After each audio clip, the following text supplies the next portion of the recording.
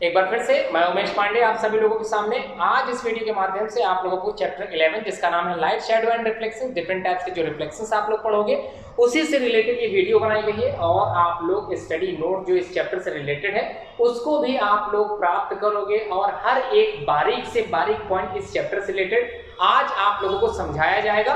और मैं उम्मीद करता हूं आप लोग इस वीडियो को पूरा देखोगे और एंड तक देखने के बाद आप लोग वीडियो को लाइक शेयर कमेंट जरूर करोगे। और अगर चैनल अभी तक आप लोगों ने सब्सक्राइब नहीं किया होगा तो चैनल को सब्सक्राइब जरूर करोगे। वीडियो स्टार्ट करते हैं। जैसा कि आप लोगों ने देख ही लिया होगा कि 6th क्लास का जो चैप्टर 11 है लाइट शैडो एंड रिफ्लेक्शन से रिलेटेड वो एनसीईआरटी बुक्स में अवेलेबल है। तो जो सीबीएसई की तैयारी कर रहे हैं उनकी किताब में भी यही चैप्टर है और जो यूपी में रहते हैं बेसिकली यूपी बोर्ड के जो स्टूडेंट हैं वो भी यही चैप्टर पढ़ने वाले हैं। तो आज इस वीडियो के माध्यम से आप लोग लाइट के बारे में पढ़ोगे, शैडो के बारे में पढ़ोगे, जो रिफ्लेक्शंस बनता है उससे रिलेटेड भी आप लोग क्वेरीज इकट्ठा करोगे, अपनी जानकारी बढ़ाओगे, नॉलेज बढ़ाओगे। तो वीडियो को समझने के लिए आप लोगों को वीडियो से जुड़ना पड़ेगा, वीडियो को प्रॉपर देखना पड़ेगा, एंड तक देखना पड़ेगा। हर एक बारीक से बारीक पॉइंट आप लोगों को सुनते चलना है, देखते चलना है और कमेंट में कमेंट करके पूछते चलना है। ठीक है, नाउ लेट्स स्टार्ट। लाइट के बारे में सबसे पहले आप लोग बहुत कुछ जानते होंगे कि लाइट होती क्या है। अब साइंस टर्म में आप लोगों को लाइट क्या है ये बताने के लिए आज ये वीडियो लेकर आया हूं। तो light is a natural agent होता है जो स्टिमुलेट करता है साइट, ठीक है, एंड मेक्स थिंग्स विजिबल। ठीक है, अगर हमको कोई भी चीज दिखाई दे रही है तो ये सिर्फ और सिर्फ लाइट की वजह से दिखाई दे रही है। तो बात समझ में आ गई। लाइट क्या है? एक नेचुरल एजेंट होता है जो स्टिमुलेट्स कर देता है, किसी साइट को देखने की क्षमता को बढ़ा देता है, मेक्स थिंग्स क्या होगा? विजिबल। मतलब कोई भी चीज अगर हमको दिखाई दे रही है ड्यू टू लाइट, अगर लाइट ना हो तो हमको कोई भी वस्तु दिखाई नहीं देगी। सपोज कीजिए जो लाइट है वो सीधे आपकी आंखों पे पड़े, अगर आप लोगों की आंखों पर लाइट डायरेक्ट पड़ती है तो आप लोगों को ऑब्जेक्ट नहीं दिखाई देगा। इसका मतलब ये हुआ जो लाइट है वो सबसे पहले कहां पड़ती है? वस्तु पे पड़ती है। इसका मतलब किसी चीज पर जब लाइट पड़ती है तो उसका रिफ्लेक्शन हमारी आंखों तक पहुंचता है, उसी की वजह से हम लोग किसी वस्तु को आसानी से देख पाते हैं। लेकिन वही प्रकाश अगर हमारी आंखों पे पड़े तो हम लोग किसी वस्तु को देख नहीं पाएंगे। तो क्लियर समझ में आ गया आप लोगों को। लाइट से रिलेटेड जो डेफिनेशंस आप लोगों को अपनी बुक में लिखनी है, सॉरी अपनी कॉपी में लिखनी है, वो आप लोग प्रॉपर लिख लोगे। अब बात करते हैं इसके कुछ कैरेक्टरिस्टिक्स के बारे में। सबसे पहले समझ लेते हैं कि लाइट जो आप लोगों ने जाना था उसके जो कैरेक्टरिस्टिक्स हैं, its path is only visible when it is scattered but by dust particle present in the atmosphere। तो आप लोगों ने देखा होगा, आप लोगों ने अपने घरों में देखा होगा, बेसिकली खिड़की के बाहर से आती हुई, जो खिड़की के बाहर से लाइट आती है, सूर्य की किरणें अंदर तक आती हैं, तो उसमें जो डस्ट पार्टिकल चले जाते हैं उस डस्ट पार्टिकल के द्वारा हमको लाइट आसानी से दिख जाती है। क्लियर समझ में आ गया। इट्स पाथ जो होगा, जो भी रास्ता होगा, जो भी मार्ग होगा, विजिबल होगा। कब होगा? जब स्कैटर्ड होती है light with the help of dust particle present in the atmosphere. तो उसी डस्ट पार्टिकल के द्वारा हमको लाइट दिखाई देने लगती है। क्लियर। सेकेंड पॉइंट में देखते हैं, light is a form of invisible energy. मतलब एक तरह की इनविजिबल एनर्जी होती है जो क्या, लाइट आप लोगों को पता ही होगा बिल्कुल भी स्थान नहीं घेरती है। लाइट एक इनविजिबल एनर्जी के रूप में ऑब्जेक्ट के दिखाई देने के लिए एक जरिया होता है। थर्ड पॉइंट, लाइट जो है वो लाइट जो होता है वो इटसेल्फ इज नॉट विजिबल, अपने आप में विजिबल नहीं है। ये भी क्लियर समझ में आ गया होगा आप लोगों को। समझ में आ रही बात आप लोगों को? मतलब लाइट स्वयं में कुछ नहीं है, मतलब सिर्फ आप लोगों के समझाने के लिए है, लाइट कुछ भी नहीं है। It makes other object visible. ये हमारी सहायता करती है दूसरे ऑब्जेक्ट को देखने के लिए। Light and the eyes both are necessary to see the things. मतलब अगर हमारी आंखें ना हो तब भी हम लोग वस्तु को नहीं देख पाएंगे, अगर लाइट ना हो तब भी हम लोग वस्तु को नहीं देख पाएंगे। तो क्लियर समझ में आ गया लाइट इतनी इंपॉर्टेंट क्यों है। This sensation which helps us to see things is called sight or the vision। ठीक है, समझ में आई बात। जो सेंसेशन होता है कोई भी चीज का, जो हम लोग एहसास करते हैं, महसूस करते हैं, वो हमारी सहायता करती है किसी चीज को देखने के लिए, उसको हम लोग बोलते हैं साइट। तो हम लोग समझ में आ गया कि अगर सपोज करिए हमारी साइट कहाँ तक हमको दिखाई दे रहा है, ये कहलाती है हमारा विजन या फिर हमारी साइट। क्लियर हो गया। आगे बढ़े, आगे क्या है देख लेते हैं। नेक्स्ट है सोर्सेस ऑफ लाइट। तो सोर्सेस ऑफ लाइट की अगर बात करें तो कहां कहां से ये लाइट निकलती है, तो आपने अपने घरों में कैंडल जलाई होगी, लाइट आप लोगों को दिखाई दी होगी। सन से आने वाली किरणें आप लोगों ने देखी होंगी, स्टार्स जो तारे होते हैं, टिमटिमाते हुए तारे होते हैं, वो भी आप लोगों ने देखा होगा। उससे रिलेटेड जो लाइट आप लोगों को दिखाई देती है वो भी आप लोगों ने देखा होगा। उसके बाद इलेक्ट्रिक टॉर्च आप लोगों के घर में होगी, या फिर जो सेल से रिलेटेड टार्च जो होती हैं, बैटरी से जलने वाली जो टार्च होती हैं, वो भी आप लोगों ने जला के लाइट को देखा होगा। तो अब बात करेंगे लाइट इज क्लासिफाइड। तो क्लासिफिकेशन के अकॉर्डिंग लाइट के, तो लाइट को कैसे क्लासिफाइड किया गया है, तो बात करते हैं इमिशन ऑफ लाइट, किस प्रकार से लाइट निकल रही है। Classifying object on the basis of emission of light, मतलब जो प्रकाश होता है अगर किसी ऑब्जेक्ट से किस प्रकार से बाहर निकलता है या किस प्रकार से रिफ्लेक्ट होता है on the basis of emission of light. Light को इमिशन से ही अब ऑब्जेक्ट को किस प्रकार से बांटा गया है तो उसको समझ लेते हैं। ठीक है, ऑब्जेक्ट को दो तरह के ऑब्जेक्ट होते हैं on the basis of emission of light को लेकर, एक होगा ल्यूमिनस और दूसरा होगा नॉन ल्यूमिनस। ठीक है, ल्यूमिनस क्या होते हैं, ऐसे object which emit their own light are called luminous object. Suppose करिए चंद्रमा की अगर हम लोग बात करें, मून की अगर हम लोग बात करें, तो एक तरह की ये क्या है, नेचुरल सैटेलाइट है, अर्थ की एक नेचुरल सैटेलाइट है जो कि अपने स्वयं के प्रकाश से बिल्कुल भी नहीं चमकती। तो मून एक ऐसा ऑब्जेक्ट है जो ल्यूमिनस नहीं हो सकता। बात समझ में आ गई, इसका मतलब जो भी ऑब्जेक्ट जिसमें स्वयं की रोशनी है, स्वयं का लाइट है, उसे ही हम लोग बोलेंगे ल्यूमिनस ऑब्जेक्ट। तो एग्जाम्पल के तौर पे आप लोगों को पता होगा कैंडल में स्वयं का प्रकाश होता है, वो स्वयं जलती है और हमें प्रकाश देती है। दीपक स्वयं जलता है, हमें प्रकाश देता है। सूरज स्वयं जलता है और हमें प्रकाश देता है। इलेक्ट्रिक टॉर्च जलती है और हमें प्रकाश देती है। तो जिनमें स्वयं का प्रकाश होता है, खुद रोशनी देते हैं जो थिंग्स, उन्हें हम बोलते हैं ल्यूमिनस ऑब्जेक्ट। समझ में आ गई बात। अब बात करते हैं ऐसे ऑब्जेक्ट जो स्वयं जलते नहीं हैं। तो नॉन ल्यूमिनस ऑब्जेक्ट की डेफिनेशन अगर पूछी जाए तो कैसे लिखेंगे आप लोग, सिंपल फॉर्म में लिखना है आप लोगों को, objects which do not have their own light and are seen by the light scattered by them are called non-luminous object। Example की अगर बात करें तो अभी आप लोगों ने पढ़ा था, कई एग्जाम्पल आप लोगों ने समझे थे, कई एग्जाम्पल आप लोग खुद लिख लेंगे। जैसे नॉन ल्यूमिनस में आप लोगों ने मून पढ़ा था, मून मतलब चंद्रमा पढ़ा था। चेयर क्या है, एक ऐसा ऑब्जेक्ट है जो नॉन ल्यूमिनस है, इसमें स्वयं का प्रकाश नहीं होता। टेबल में स्वयं का प्रकाश नहीं होता। फ्रिज ये भी नहीं होता। आप लोग समझ गए होंगे कहने का मतलब क्या है, जिसमें स्वयं का प्रकाश ना हो, वो सारे ऑब्जेक्ट नॉन ल्यूमिनस के अंतर्गत आते हैं। क्लियर, समझ में आ गया। नेक्स्ट टॉपिक की तरफ चलते हैं, ऑप्टिकल मीडिया की तरफ। तो ऑप्टिकल मीडिया होता क्या है, any substance which allow light to pass through it either partially or wholly is called an optical media। तो ऑप्टिकल मीडिया इसे कहेंगे जिसमें लाइट जो है वो पास हो जाएगी, जैसे पार्शियली आंशिक रूप से, थोड़ी पास हो पाएगी या पूरी तरह से पास हो जाएगी।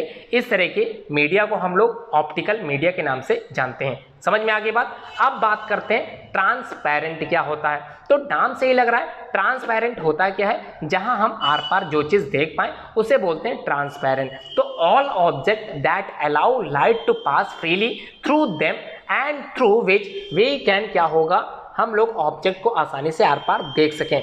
ठीक है, clearly be seen are called transparent substance, जैसे ग्लास, वाटर, एयर एक्सेट्रा। तो these are the common example of transparent substance. समझ में आ गई बात। अब बात करते हैं ट्रांसल्यूसेंट क्या होते हैं। तो ट्रांसल्यूसेंट बिल्कुल समझ में आ जाएगा क्योंकि आप लोग ट्रांसपेरेंट समझ चुके हैं। तो a substance that allow light to pass through it only partial is called translucent medium और substance। समझ में आ गई बात। मतलब ऐसे सब्सटेंस जो लाइट को आंशिक रूप से आर पार पहुंचा दे उन्हें बोलते हैं ट्रांसल्यूसेंट सब्सटेंस। समझ में आई बात। जैसे टिश्यू पेपर, बटर पेपर, तो जितने भी पेपर आप लोग मोस्टली देखते हो, अगर हम लोग एक टॉर्च जलाते हैं और उसके सामने टिश्यू पेपर रख देते हैं तो आप लोगों ने देखा होगा टिश्यू पेपर के दूसरे साइड लाइट का कुछ भाग आसानी से पहुंच जाता है, अगर कुछ भाग लाइट का पार हो जाता है, आर पार हो जाता है, तो इस तरह के सब्सटेंस को ट्रांसल्यूसेंट सब्सटेंस बोलते हैं। क्लियर, समझ में आ गया। अब बात करते हैं ओपेक होते क्या है। नेक्स्ट है ओपेक के बारे में देख लेते हैं क्या चीज है ये। Object that do not allow light to pass through them, मतलब ऐसे ऑब्जेक्ट जो लाइट आर पार बिल्कुल ना सपोर्ट कर पाते हो, बिल्कुल ना लाइट को आर पार भेज पाते हो। तो इस तरह के ऑब्जेक्ट जो लाइट को ना तो आंशिक रूप से ना पूर्ण रूप से आर पार भेज सके, इसी तरह के सब्सटेंस को हम लोग ओपेक बोलते हैं। जैसे बात करें कोई किताब है, अगर किताब के एक एंड से अगर आप लोग टार्च जलाएंगे तो दूसरे एंड तक लाइट नहीं पहुंचेगी। तो समझ में आ गई आप लोगों को बात। ब्रिक्स की अगर बात करें, ईंटों की अगर बात करें, तो बिल्कुल उसी तरह से अगर आप लोग लाइट जलाएंगे और टार्च के सामने क्या रख देंगे, एक ईंट रख देंगे, और ईंट रखने के बाद आप लोग इमेजिन क्या आप लोग पूरा क्लियरली समझ जाओगे कि ईंट के आर पार लाइट बिल्कुल भी पार नहीं हुई। तो इस तरह के जो ऑब्जेक्ट होते हैं जिसमें लाइट पूरी तरह से या आंशिक रूप से नहीं निकल पाता, उसे हम लोग ओपेक के अंतर्गत पढ़ते हैं। समझ में आ गई बात। नेक्स्ट टॉपिक की तरफ चलते हैं। शैडो। तो शैडो क्या होता है इसको समझ लेते हैं। हम लोग जानते हैं a shadow is the region of absence of light from a source is cut off by an obstacle and shadow is form. तो कब बनता है ये शैडो, तो समझ लेते हैं इसको। जैसे सपोज करिए कोई टार्च आपने जलाई और टार्च के सामने आप लोगों ने अपना हाथ रख दिया, तो हम लोग जानते हैं कि हाथ क्या है, एक तरह का कैसा ऑब्जेक्ट है जो लाइट को पूरी तरह से आर पार नहीं करता। ठीक है, तो आप लोगों ने देखा होगा हाथ का जो छाया है वो आप लोगों को दीवार पर दिखाई दे जाएगा। तो इसी छाया को हम लोग शैडो के नाम से जानते हैं। A shadow is a region होता है, एक स्थान होता है जहां पर एब्सेंस ऑफ लाइट हमको दिखाई देती है। मतलब सपोज करिए पूरे कमरे में प्रकाश है और जहां से किरणें लाइट की आ रही हैं उसके सामने आप लोग खड़े हो जाएं, तो आपने उस लाइट की जो किरणें थी उसको रोकने का प्रयास किया, और जितना प्रयास आपने रोकने का किया था वही इमेज पीछे आपके बन गई होगी आपके छाया के रूप में। तो क्लियर समझ में आ गया कि शैडो क्या होता है। शैडो बनता कब है इसको थोड़ा सा समझ लेते हैं। Opaque object cast a dark shadow, मतलब जो ओपेक ऑब्जेक्ट होते हैं जिनमें लाइट पूर्णतः नहीं निकल पाती, इस तरह के जो ऑब्जेक्ट होते हैं वो शैडो को डार्क बनाते हैं। छाया जो उनकी होती है वो एकदम डार्क होती है, जबकि translucent object produce a weak shadow. Clear समझ में आ गया, दोनों पॉइंट समझ में आ गए। थर्ड पॉइंट, जो ट्रांसपेरेंट ऑब्जेक्ट होते हैं do not cast a shadow at all, वो बिल्कुल भी शैडो नहीं बनाएंगे। क्लियर समझ में आ गए तीनों पॉइंट। नेक्स्ट है टाइप्स ऑफ शैडो। तो टाइप्स क्या होते हैं शैडो के, इसको थोड़ा सा समझ लेते हैं। The kind of shadow depends upon the size of the source of light, मतलब डिपेंड ऑफ किस पर, size of the source of the light, मतलब लाइट के सोर्स पर डिपेंड होता है शैडो। ठीक है, due to smaller point light source. तो स्मॉलर पॉइंट की अगर बात करें, only one dark shadow is form and this is known as umbra. ठीक है, समझ में आ गया। पेनम्ब्रा और अम्ब्रा दो चीजें होती हैं जिसको आप लोगों को आसानी से समझ में आ रहा होगा। अगर बात करें ड्यू टू स्मॉलर तो अम्ब्रा है, अगर बात करें due to larger extended light source तब हम लोग समझ जाएंगे two shadow are form, a dark one is the centre and a light one is the outside. ठीक, dark shadow is called umbra, और जिसको हम लोग समझ रहे थे फेंट और लाइटर शैडो उसको बोलते हैं पिनम्ब्रा। ठीक, ये दो चीजें हैं जो आप लोगों को आनी चाहिए थी, समझ में आ गया होगा। आगे बढ़ते हैं। The size of umbra decreases हो जाता है एंड पिनम्ब्रा इंक्रीजेस हो जाता है as the screen is moved away from the object. Object जैसे ही मूव्ड होता है, धीरे धीरे मूव्ड होने लगता है फ्रॉम द ऑब्जेक्ट से स्क्रीन धीरे धीरे आगे जाने लगती है, तुरंत क्या होता है, बिल्कुल ये प्रोसेस चालू हो जाती है। बात करेंगे कलर ऑफ शैडो। तो हम लोग जानते हैं whatever be the colour of the opaque object the shadow form. ठीक है, समझ में आ गई, क्लियर है। The shadow form is always of the same colour that is black. ठीक, सिमिलरली आप लोग समझ गए होंगे। अब बात करेंगे लेंथ ऑफ द शैडो। तो लेंथ क्या होती है, the length of the shadow differs होती है, बिल्कुल अलग होती है, एकदम अलग होती है। Depends upon the angles of which lights falls on the body. ये एंगल पे डिपेंड करती है जहां से आपकी बॉडी पर वो प्रकाश पड़ा था। ठीक है, क्लियर समझ में आ गया। लेंथ जो होता है, जो शैडो की लंबाई और चौड़ाई की अगर बात करें, वो डिपेंड होती है, अलग होती है, किस पर डिपेंड करती है, upon the angle eight which light fall on the body. ये तो डिपेंड करती है एंगल पर जिस पर आप लोगों की प्रकाश पड़ता है उस पर डिपेंड होती है। अब बात करने वाले हम लोग इक्लिप्स की। इक्लिप्स होता क्या है? तो a shadow formed in space, एक शैडो होता है, एक छायांकित भाग जो कि हमारे अंतरिक्ष में पड़ता है, दैट मेक्स द सन और द मून इनविजिबल।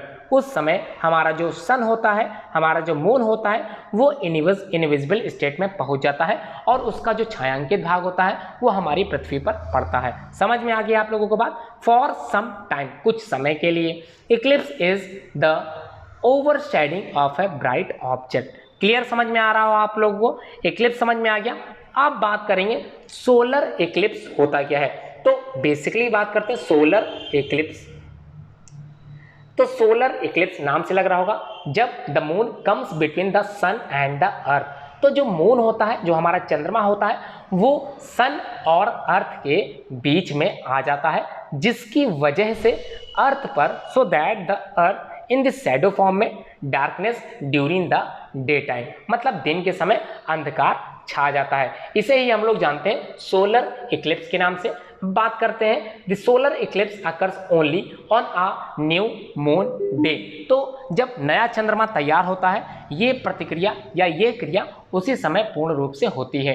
अब बात करेंगे ल्यूनर इक्लिप्स क्या होते हैं। तो ल्यूनर इक्लिप्स को समझने के लिए आप लोगों को पता होना चाहिए, the moon and the sun, दोनों ही the moon and the sun, समझ लेते हैं इसको। The moon and the sun are in a straight line, एक सीधी रेखा में होते हैं, such that the earth in the between the sun and the moon. ठीक है, क्लियर समझ में आ गया। मून एंड सन ये दोनों ही कहाँ होते हैं? सामने होते हैं, स्ट्रेट लाइन में होते हैं। इसी समय जो अर्थ होता है वो इनके बीच में आ जाता है, between the sun and the moon. The shadow of earth, समझ में आ रही बात? The shadow of the earth falls on moon and the moon can not be seen, जिसकी वजह से मून हमको दिखाई नहीं दे पाता। तो क्लियर समझ में आ गया। The lunar Eclipse occurs on the lunar Eclipse occurs on a full moon light. तो क्लियर बात समझ में आ रही है आप लोगों को? ये कब होता है? फुल मून लाइट में होता है। फुल मून लाइट समझ में आ गई। आगे बढ़ते हैं, रिफ्लेक्शन ऑफ लाइट। तो रिफ्लेक्शन ये हमारा लास्ट टॉपिक है, इसको थोड़ा समझ लेते हैं। रिफ्लेक्शन होता क्या है? आप लोगों को पता होगा, रिफ्लेक्शन शब्द से आप लोग पढ़ते चले आ रहे होंगे, निचली कक्षाओं में भी आप लोगों ने रिफ्लेक्शन शब्द के बारे में जानकारी इकट्ठा की होगी। तो लाइट की अगर बात करें, the process of sending back, ठीक है, एक प्रोसेस होती है जिसमें बैक हो जाता है कोई चीज। कौन होता है? द लाइट, मतलब लाइट जो होती है वो एक प्रोसेस के माध्यम से वापस चली जाती है, विच fall on the surface on an object. किसी ऑब्जेक्ट पे जब लाइट पड़ती है और उस ऑब्जेक्ट से पड़ने के बाद वो लाइट वापस उसी माध्यम में, उसी मीडियम में लौट जाती है। इसी प्रोसेस को हम लोग जानते हैं रिफ्लेक्शन ऑफ लाइट के नाम से। ठीक है, silver metal is one of the best reflection of light. तो सिल्वर मतलब जो चांदी होती है वो बेस्ट मेटल होता है किसी लाइट को रिफ्लेक्शन करने के लिए। तो क्लियर समझ में आ रहा? मतलब अगर बात करें, सूर्य की किरणें अगर धरती पे पड़ती हैं, अगर वहां पर हम लोग मिरर रख दें, शीशा रख दें, तो उस पर प्रकाश टकराएगा और वापस क्या होगा? उसी मीडियम में लौट जाएगा। इस प्रोसेस को हम लोग रिफ्लेक्शन ऑफ लाइट के नाम से जानते आए हैं। तो क्लियर आप लोगों को टॉपिक समझ में आ गया होगा। उम्मीद करता हूँ पूरी वीडियो आप लोगों ने देखा होगा, एंजॉय किया होगा और हर एक पॉइंट जो इस चैप्टर से रिलेटेड था आप लोगों को समझ में आ गया होगा। उम्मीद करता हूँ वीडियो को आप लोग लाइक करोगे, शेयर करोगे और कमेंट जरूर करोगे। वीडियो पूरी देखने के लिए आप लोगों का धन्यवाद।